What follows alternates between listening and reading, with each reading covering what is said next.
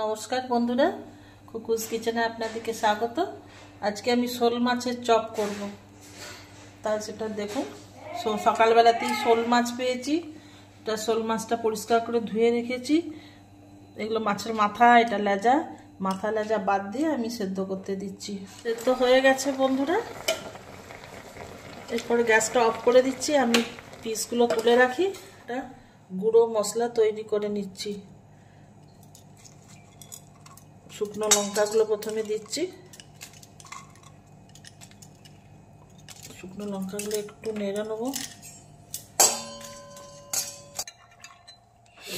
দারচিনি দিচ্ছি, এলাচ দিচ্ছি, গোলমরিচ, লবঙ্গ, এরপরে ধনেটা দিয়ে দিচ্ছি আর অল্প জিরে। এটা ভালো করে ভেজে নিচ্ছি, ড্রাই রোস্ট করছি। তেল গরম হয়ে গেছে বন্ধুরা। পেঁয়াজ কুচিটা দিচ্ছি।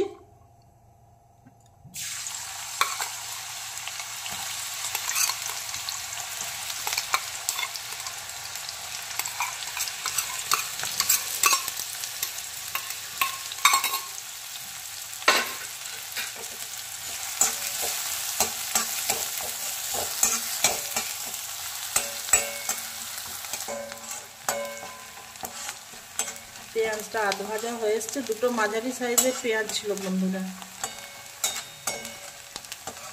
আচ্ছা, আমি এরপরে আদা, রসুন আর কাঁচা লঙ্কা দেবো, যে কারণে মুখে লাগলে ভালো লাগে।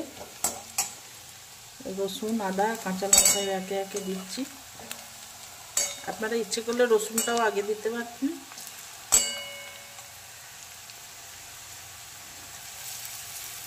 ঝাল বন্ধুরা আপনারা নিজেদের মতন দেবেন। বাড়িতে ছোট বাচ্চা থাকলে ঝালটা কম দেবেন, কারণ এটা তো বাড়িতে তৈরি রান্না, ওরা খেতেই পারে। শোল মাছ খাওয়া খুবই ভালো। এমনিতেই মাছ খাওয়া চট করে হয় না, আমরা খাই না, কিন্তু চপ করে খেলে তো ওদেরও ভালো লাগবে, খাওয়া উপকারী। আদাটা দিলাম, এরপরে কাঁচা লঙ্কা কুচিটা দিচ্ছি। আমি কিন্তু হাতে করেই দিচ্ছি সব, হাতে ভালো আন্দাজটা পাওয়া যায়।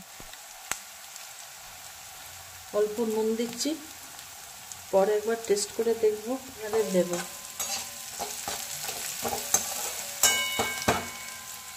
শোল মাছ যে পিসগুলো সিদ্ধ করে রেখেছিলাম, সেটা কাঁটা ছাড়িয়ে রেখেছিলাম। শোল মাছে করার একটাই কারণ যে কাঁটা খুব কম, মাছের কাঁটাটা ছাড়িয়ে নিলে অতটা।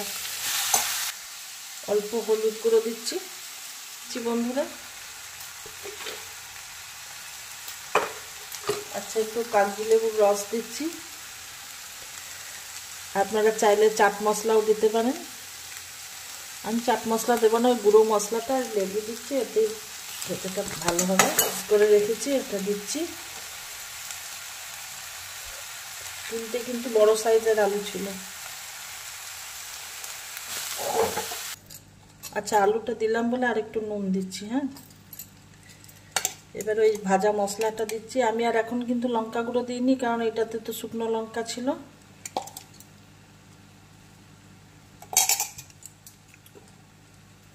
ধনে পাতাটা দিচ্ছি।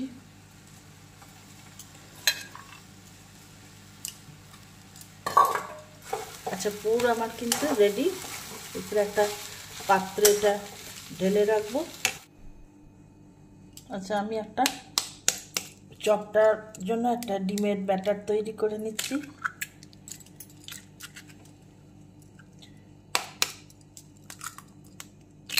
দুটো ডিম দিলাম, নুন দিচ্ছি,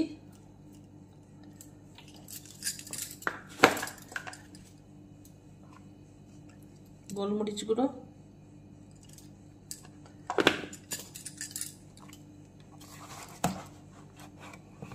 কর্নফ্লাওয়ারটা দিচ্ছি 2 চামচ।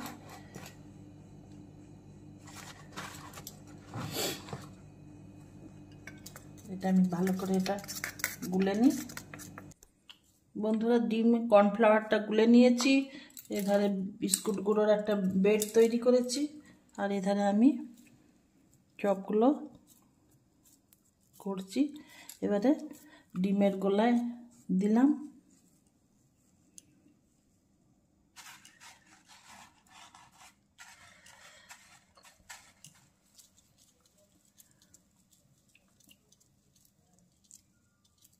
এইভাবে গড়ে নিচ্ছি।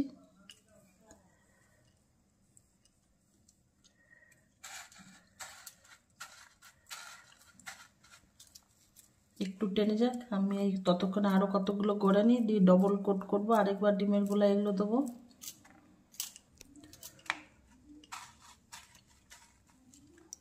আচ্ছা বন্ধুরা, এবারে ডবল কোট করছি, আবার ডিমের গোলাটায় ডুবাচ্ছি। এতে আরো ভালো মুচমুচে হবে।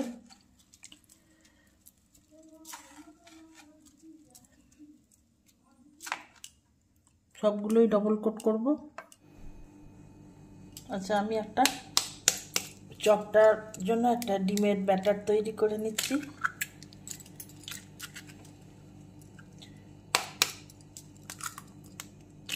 দুটো ডিম দিলাম, নুন দিচ্ছি,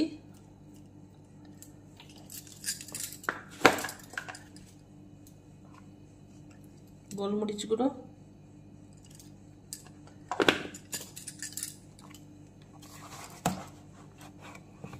কর্নফ্লাওয়ারটা দিচ্ছি 2 চামচ,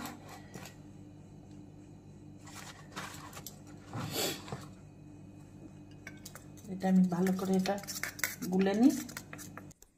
বন্ধুরা, ডিম কর্নফ্লাওয়ারটা গুলে নিয়েছি, এধারে বিস্কুট গুঁড়োর একটা বেড তৈরি করেছি, আর এধারে আমি চপগুলো করছি।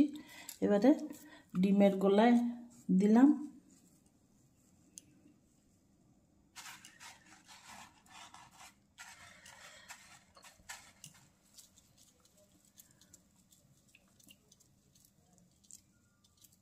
এইভাবে গড়ে নিচ্ছি।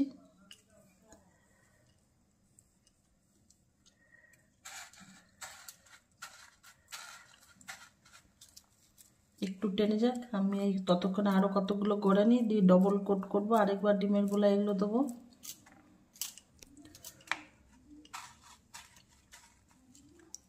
আচ্ছা বন্ধুরা, এবারে ডবল কোট করছি, আবার ডিমের গোলাটায় ডুবাচ্ছি।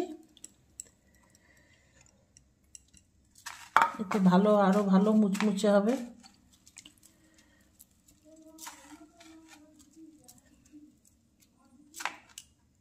সবগুলোই ডবল কোট করব।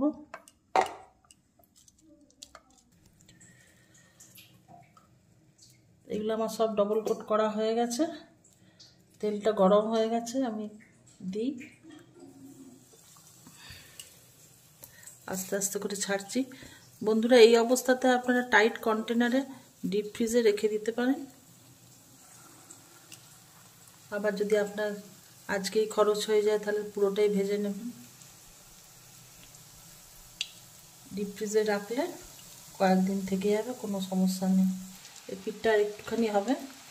আচ্ছা বন্ধুরা, বাড়িতে একবার শোল মাছের চপ করে খাবেন। আগে যদি খেয়েছেন সেটাও জানাবেন। আমার এই প্রসেসটি কেমন লাগলো আপনারা লাইক, শেয়ার, কমেন্ট করে জানাবেন। ভালো লাগলে শেয়ার করবেন, আর কেমন হলো সেটাও লাইক করে কমেন্ট করে জানাবেন। আর যারা নতুন বন্ধুরা এখনও সাবস্ক্রাইব করেননি আমার চ্যানেলটি, তারা অবশ্যই সাবস্ক্রাইব করে নেবেন। তুলে নিচ্ছি বন্ধুরা, এবারে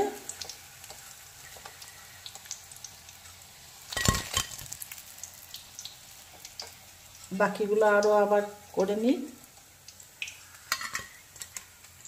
ধন্যবাদ বন্ধুরা।